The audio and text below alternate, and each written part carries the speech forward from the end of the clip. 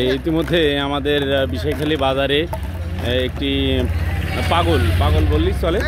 আসলে সে কিন্তু বিভিন্ন জিনিসপত্র অর্থাৎ বোতলের এই সমস্ত জিনিস দিয়ে সে কিন্তু চলাফেরা করছে। আপনাদেরকে আমরা একটু দেখানোর চেষ্টা করছি। আপনারা যদি তাকে কেউ চিনে থাকেন আমাদের বিষয়খালী বাজারে, সে কিন্তু ইতিমধ্যে এসেছে। আপনারা যারই লোক হোক না কেন, কোনো না কোনো ভাই, কোন মায়ের সন্তান জানি না, এই ক্যামেরার সামনে কিন্তু এখন সে কিন্তু আসতে চাচ্ছে না।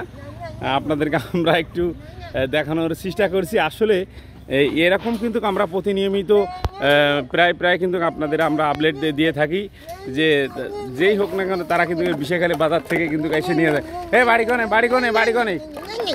হ্যাঁ, বাড়ি কনে তোমার?